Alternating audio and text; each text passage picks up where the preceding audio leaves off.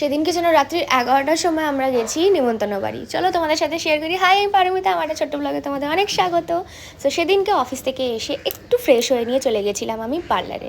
তার কারণ একটু ভালো করে শ্যাম্পু করতে হতো, চুলের অবস্থা খুব খারাপ ছিল, আর ওরা খুব সুন্দর করে মাস্ক দিয়ে ভালো করে ব্লো ডাই করে দেয়, আর চুলের অবস্থা খুব ভালো হয়েছে। এবার অনেকেই বলে ঘরে কি শ্যাম্পু করতে পারো না, যদিও বা আমি কাউকে খুব একটা কৈফিয়ত দিতে পছন্দ করি না, নিজের পয়সা নিজেই তো করছি, so I don't bother.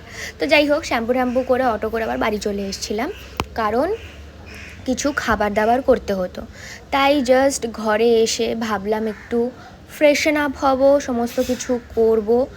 But তখন আমার কাছে কল এলো যে না, আমাকে এখন রাতের বেলা আমাকে যেতে হবে একটা নিমন্ত্রণ বাড়িতে।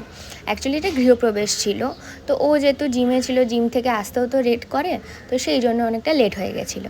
তাই জন্য আমি খুব একটা মিনিমালিস্টিক সেজে গুজে নিয়ে চলে গেছিলাম পুজো বাড়িতে। এখানে ছোট্ট করে পুজো হয়েছিল, আর এই মিররটা আমার খুব পছন্দ হয়েছে, মিররটা খুব সুন্দর হয়েছে, আর বাড়ির স্ট্রাকচারটাও খুব ভালো। যেতে না যেতেই আমাদের ঠান্ডা দিয়ে দিয়েছিল, আর আমি ঠান্ডাটা কটকট করে খেয়ে নিয়েছিলাম। তো যাই হোক, দেন তারপরে আমি এখানে একটুখানি ফিট চেক করছি, মানে মুখ চেক করছি, ইটস নট ফিট চেক। তো এখানে ওদের ওয়াশরুম একটা খুব সুন্দর আয়না, আমার এটা খুব পছন্দ হয়েছে। তারপরে আমরা খেতে বসে, অনেক রাত হয়ে গেছিলো। তো ফার্স্টেই লুচি আলুর দম আর মানে ভেজিটেবল টেবিল ছিল, দেন পোলাও ছিল, আলুর দম ছিল, পনির ছিল। তো এই ছিল ব্লগ। তো দেখা হচ্ছে নেক্সট ব্লগে, বাই।